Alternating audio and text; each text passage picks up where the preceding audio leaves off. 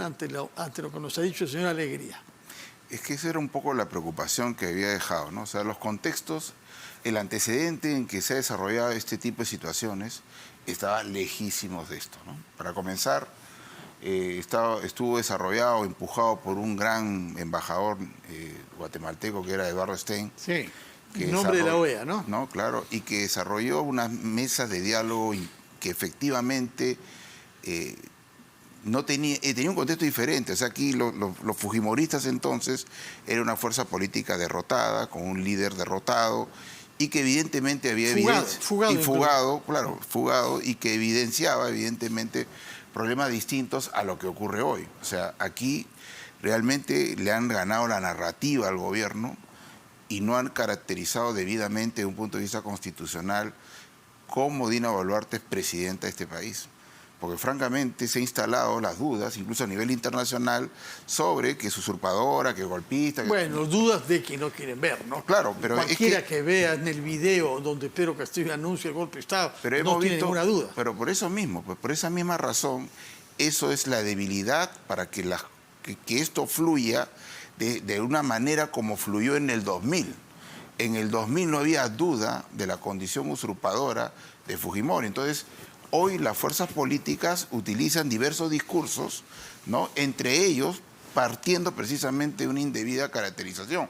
Porque uno podrá decir, no es así, y lo podemos decir aquí, pero cuando uno escucha a los movilizados, uno escucha mucho de eso. Sí, sin duda. Entonces, sí. Ese es el problema. Usurpadora, Dina Boluarte. Entonces, en ese escenario, todos tenemos un problema de fondo que se refleja en las dudas y en las aspiraciones que estamos viendo en el Congreso, que además, por otro lado, es absolutamente desinstitucionalizado, precisamente por haber siempre querido desarrollar populismo constitucional, como lo hizo mi amigo Omar Chejade, cuando, por ejemplo, prohibió o impulsó la no reelección de congresistas. Gran error que hoy día lo estamos pagando, porque al final de cuentas la política sedimenta experiencia y eso provoca diversas reacciones. Hoy es tiro al aire. O sea, todos estos congresistas, en realidad lo de mañana no se sabe cómo va a pasar. No. Entonces, ese es el problema cuando no hay institucionalidad política y no fluye. Y el problema aquí se refleja en el otro lado, porque el problema de cuando dejamos que el pueblo, la calle gobierna, es que no se puede racionalizar el conflicto. Porque si hay 1000 personas, hay 1000 personas con diferentes motivos, algunos propios, algunos importados, pero de cualquier manera no existe posibilidad de racionalizar el conflicto. Peor aún, cuando no se visibilizan lo que caracterizan las protestas, pretensiones reivindicativas. Entonces, frente a eso es imposible llegar a un entendimiento. Entonces, yo espero, ojalá que de verdad esta noche sirva para efectos de establecer algo que al final de cuentas siempre es una derrota para el Estado constitucional, aun cuando obtengamos la paz. Recordemos a Churchill cuando él decía que si de repente, ¿no?, por evitar la guerra te humillas, te vas a quedar con la humillación y te quedarás con la guerra. Entonces, el problema de estas soluciones puede ocurrir por ese lado. Señor Villalobos, ¿su opinión sobre este entrampamiento? Bueno, de lo que ha señalado el congresista que habló hace un momento, y además por el anuncio del Congreso, del presidente del Congreso, de que hoy no continúa la sesión, me hace pensar que mañana va a ser muy difícil que se logre por lo menos adelantar las elecciones a octubre, ¿no? Creo que lo más probable es que se busque una solución intermedia. Los congresistas se quieren quedar hasta el 26, la calle quiere que se vayan este año. Yo creo que es más factible que acuerden retomar la votación de diciembre para que hagan elecciones en abril. Una nueva vez. Una nueva vez tendría que votarse eso. Ahora, una nueva vez. En esta legislatura. Y si no, y posiblemente llevarla a referéndum para que la población se pueda... Eso sí toma otra vez toda una logística y todo un tiempo. Si se modifica el reglamento del Congreso y se pone que la fecha comienza el 15 de febrero, el 15 de febrero se puede votar la segunda vez, ¿no? Siempre y cuando mañana se logre con 87 votos, que parece muy difícil, ¿no? Con la justa ser reconsiderado. Sí, justo ese es el punto que de repente yo tengo una posición por ahí, ¿no? Lo que se ha rechazado son las reconsideraciones. Ojo. Entonces lo que no se ha podido lograr es el adelanto. Pero el de abril está ahí. Pero la reconsideraron el viernes, dejaron sin efecto eso y votaron el nuevo texto para octubre. Peor, ¿no? Claro, Esa es es una por eso, pista por eso Lo que quiere decir, señor Campos, si lo entendí bien, es que puesto que ya se votó una vez que sea en abril, normalmente se debe votar otra vez que sea en abril, restablecer esa fecha. Claro, ¿no? o sea, Eso es lo más, lo que generará más consenso, porque para octubre parece que no quieren, ¿no? Podrían, si ya lograron 95 votos para hacer el adelanto en abril y vemos que no quieren ponerse de acuerdo para octubre de este año, pues la única salida sería que acuerden nuevamente que sea abril del 2024. y con cargo a que eventualmente incluso con el auxilio de la fuerza del problema político, sí creo que podríamos darle una vuelta a ese tema, porque insisto, ese dejar sin efecto lo de abril en realidad es parte de una consideración para la cual yo no tengo los votos que obtuve lo considerado. Me explico. Para obtener la reconsideración, ¿con cuántos votos se necesita? 66. Con 66. Y justo Y lo lo que que se obtuvo. obtuvo en diciembre, se obtuvo con 87 votos. Sí. Entonces, dejar sin efecto, con una votación distinta, lo que se aprobó con 87 votos para mí es discutible. Yo creo que se ha quedado, por lo menos de abril, y con cargo a que eventualmente eso tendrá que ser auxiliado con la fuerza de la situación, lo importante es comprender que en cualquier caso esto que va a ocurrir mañana es de una relevancia fundamental, porque lo que ahora entra es el segundo proyecto de ley de Dina Eso quería Boluarte que ha puesto. Explíquenos en qué consiste esta segunda iniciativa de ley, que es la de que la Comisión de Constitución que sea elegida en las próximas elecciones, en abril, y que entrará en funciones en julio, eventualmente del próximo año, aborde una reforma total de la Constitución. ¿Por qué ha hecho esto y qué fundamento constitucional tiene? Yo creo que lo que ha desarrollado, a ver, dos temas, ¿no? De repente crea una expectativa que no necesariamente va a ser satisfecha, pero por otro lado sí creo que es el inicio del camino de lo que debería gobernar, incluso en algo que a mí no me gusta, que son las asambleas constituyentes.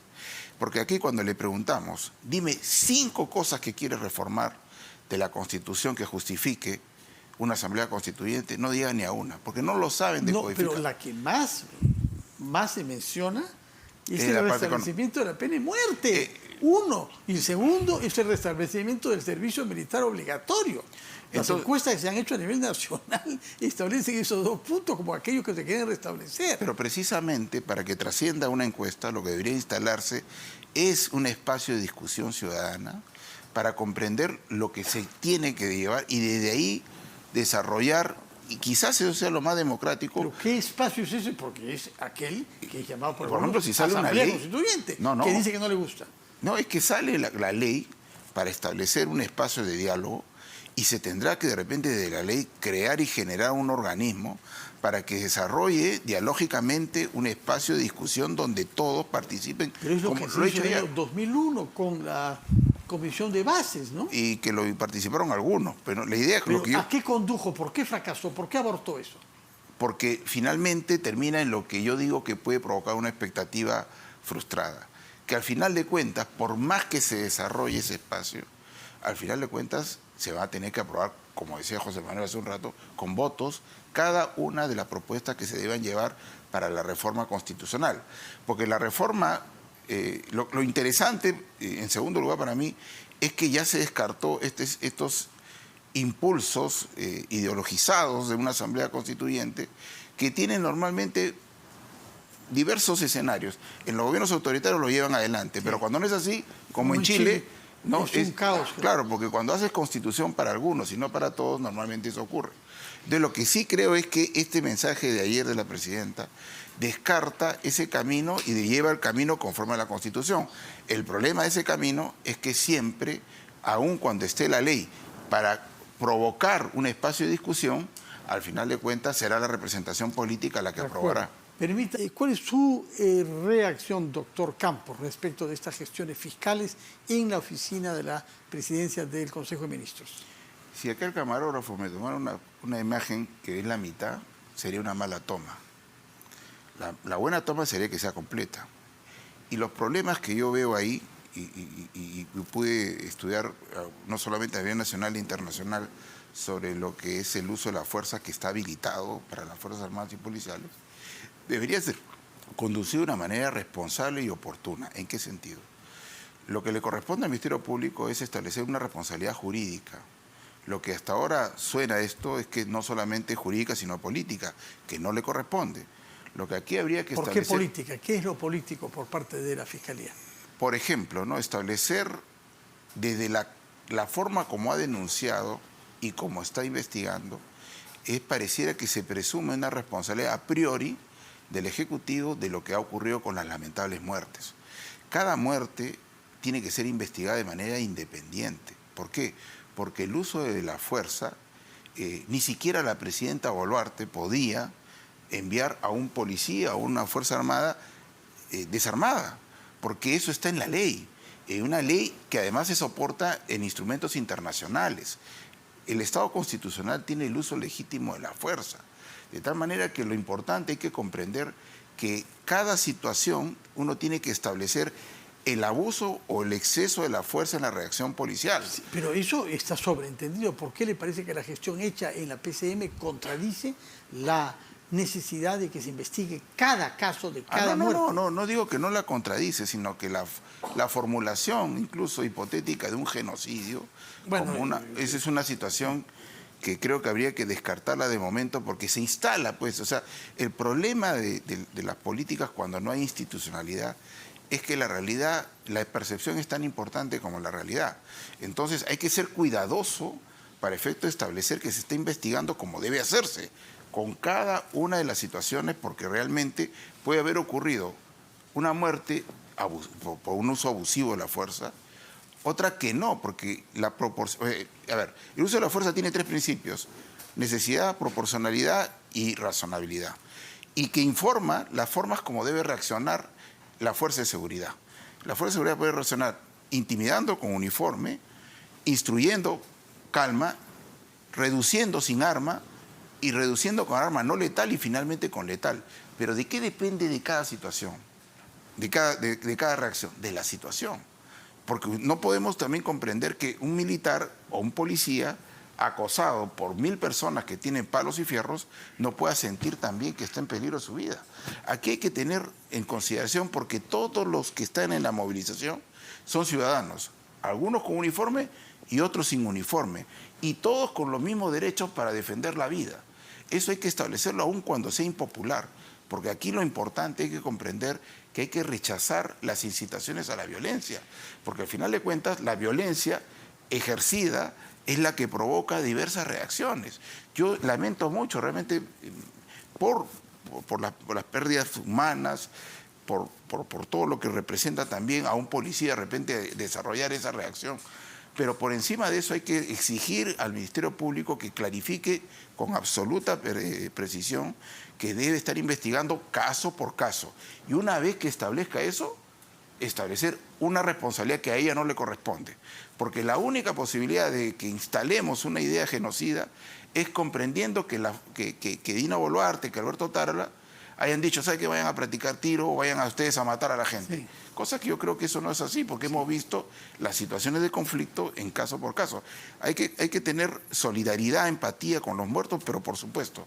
Pero también hay que comprender que el uso de la fuerza es legal y que hay que evaluar caso por caso cómo se ha reaccionado. Y desde ahí recién establecer una responsabilidad. De acuerdo. Nos queda poco tiempo, así que yo quisiera, en una palabra que se quedó pendiente respecto de la segunda iniciativa que anunció Dina Boluarte anoche, que hay una revisión total de la Constitución. Aludió en su intervención a nuestra Constitución histórica.